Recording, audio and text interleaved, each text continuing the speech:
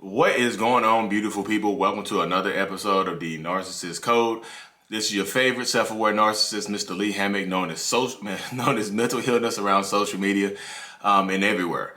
If this is your first time seeing my face, I'm a diagnosed narcissist that uses my platform to raise awareness for narcissistic personality disorder, get more people into therapy, and also in the process of doing all of that, validate the victims and survivors of said disorder.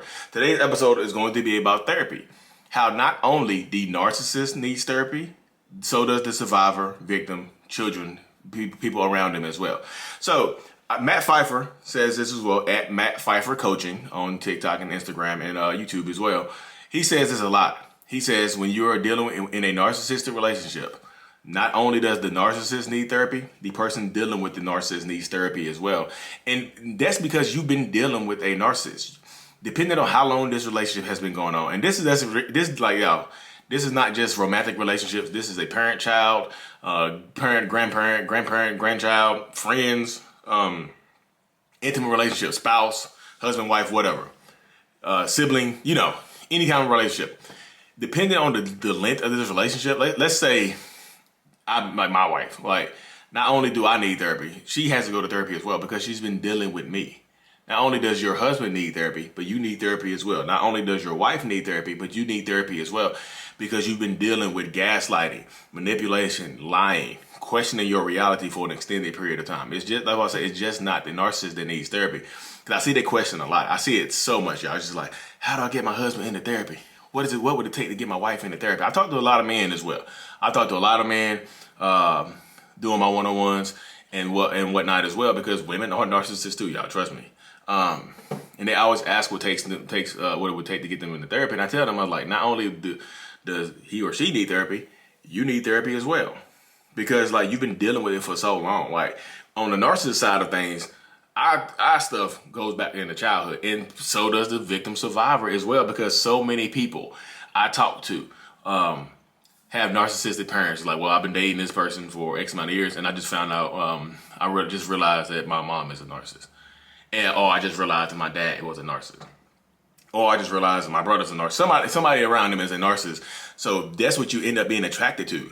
I tell people this because, like, if you are searching for love from a parent and you don't get it from that parent, then you grow up and you try to find that what you like about that parent, what you love about that parent, you find that in somebody else.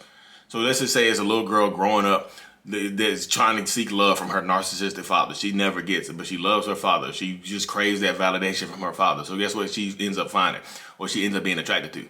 Somebody that reminds her of her dad. And guess what that person is? A narcissist. So she spends a lot of time, effort, and energy trying to get love, affection from that person that reminds her of her dad because subconsciously, that's what she thinks she's doing. You know what I mean? In a lot of situations, you'll spend a lot of time wasting a lot of time, effort, energy trying to get that person to love you, trying to get that person to care about you, trying to get that person to be a part of your life and love you and think. But like it's just so much energy, time, effort wasted. You know what I mean? And on the narcissist side of things, like because like back to the survivor side, the therapy part of it. You need therapy because like if you're a survivor, listen to this, or a victim will not listen to this. You need therapy because you've been dealing with somebody like me for a very, very long time. You've had a narcissist. You might be 30 years old.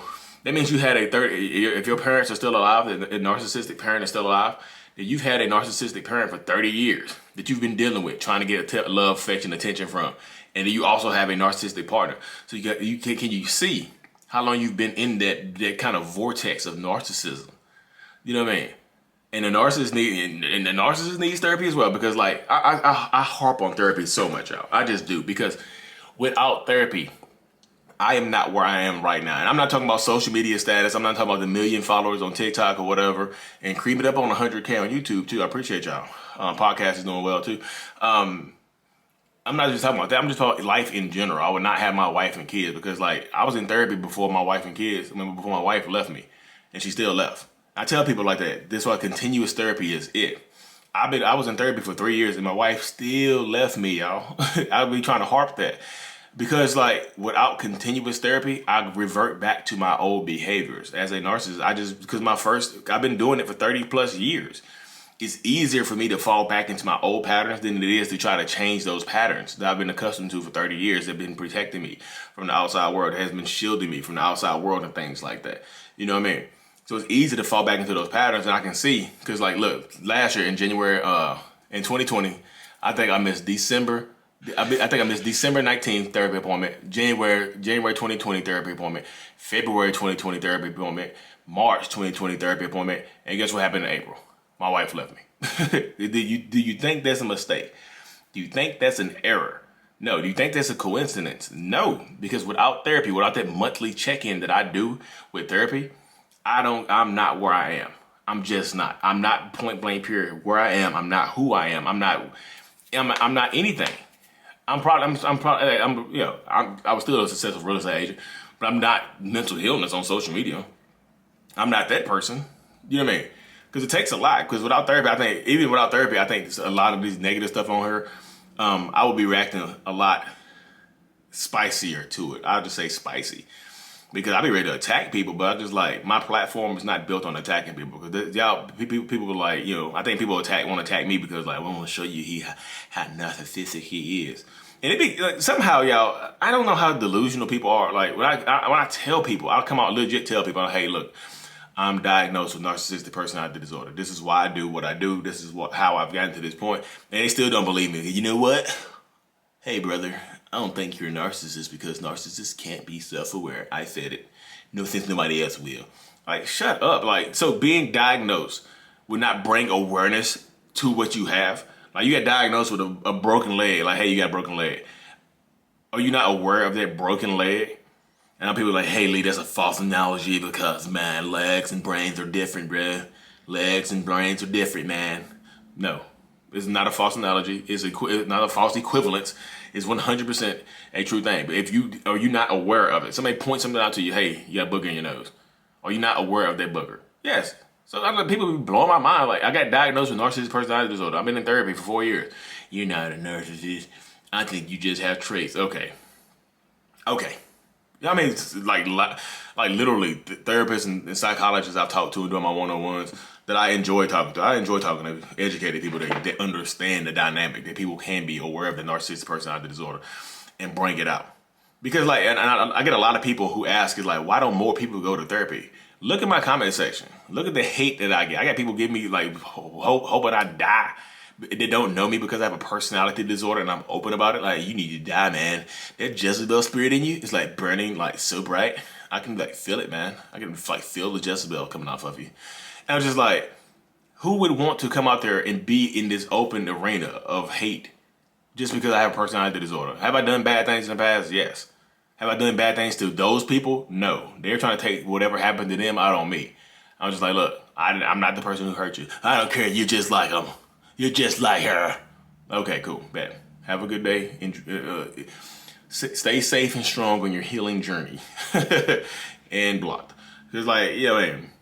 I just don't like, who would want to come into this vortex? There's a lot of other people coming out as self-aware narcissists. My man Ben Taylor on TikTok and Instagram and whatnot. He's coming out. He just started a YouTube page as well. I got Sarah Cruzon. She's like the self-aware female narcissist. Rachel Johnson, whatever, she's ready to get back started. That's my homie. She's a female narcissist. It's a group of thousands of self-aware narcissists, y'all. And very rarely do you see them come out and do what I do because they know they're going to get hate.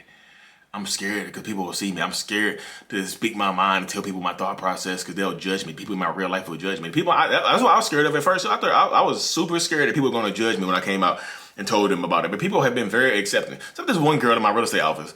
I came out about it and posted a status. She put a mad face on it. I'm like, girl, get the hell out of here. Angry face, like self-aware narcissist. You gotta have the audacity to put an angry face on it. I was like, man, get out of here, weirdo. Angry face, self-aware narcissist. You're just getting supply for this, and I don't like it. Okay, cool. Don't like it then.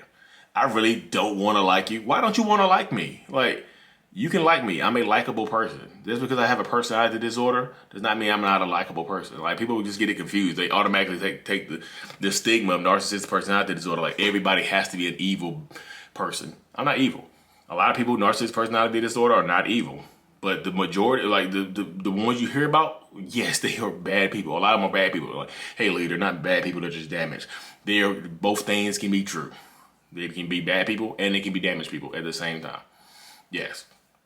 Like I said, why would like people go to therapy, want to be more open about it? Like, you're a narcissist? Stone him right now. Like, no, like, who would want to be open about it when you don't, like, everybody's not gonna get love.